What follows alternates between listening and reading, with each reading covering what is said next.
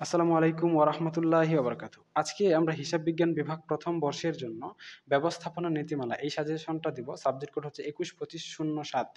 যারা principles of accounting এবং principles of finance এই ২ টা সাবজেক্ট অনলাইনে আমাদের কাছে প্রাইভেট পড়তে চান, আমাদের কাছে প্রাইভেট পড়তে পারেন। আমরা সম্পূর্ণ বইটা অধ্যায়ভিত্তিক সিরিয়াল অনুযায়ী লাইভ ক্লাসের মাধ্যমে এবং রেকর্ড ক্লাসের মাধ্যমে আপনাদের সম্পূর্ণ বইটাই পড়িয়ে থাকছি।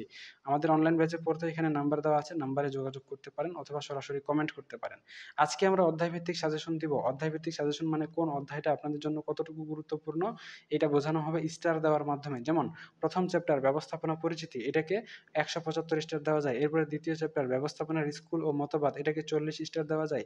তৃতীয় চ্যাপ্টার পরিকল্পনা, এটাকে ১১৬ স্টার দেওয়া যায়। চতুর্থ চ্যাপ্টার সংগঠন ও সংগঠিতকরণ, এটাকে ১৫০ স্টার দেওয়া যায়। এরপরে রয়েছে পঞ্চম চ্যাপ্টার কর্মী সংস্থান, এটাকে ১৪৫ স্টার দেওয়া যায়। এরপরে ষষ্ঠ চ্যাপ্টার নেতৃত্ব ১০৫ স্টার এবং সপ্তম চ্যাপ্টার প্রেষণা ১১৩ স্টার দেওয়া যায়। সবশেষে নিয়ন্ত্রণ অষ্টম চ্যাপ্টার ১১৯ স্টার দেওয়া যায়। যদি আপনি বলেন স্যার আমাকে 50% বই অর্থাৎ অর্ধেক বই কমিয়ে দেন, আমি অত সম্পূর্ণ বইটা পড়তে পারবো না, তাহলে আপনাদের জন্য রেকমেন্ডেড থাকবে আপনারা প্রথম, চতুর্থ, পঞ্চম এবং অষ্টম চ্যাপ্টার ভালো করে পড়ে নিবেন।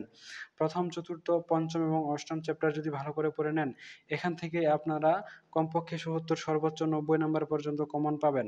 আপনাদের পরীক্ষায় ক বিভাগে ১২ নম্বরের প্রশ্ন করা হবে, যার মধ্যে ১০ নাম্বার আপনি অ্যান্সার করবেন বা অ্যান্সার করতে পারবেন।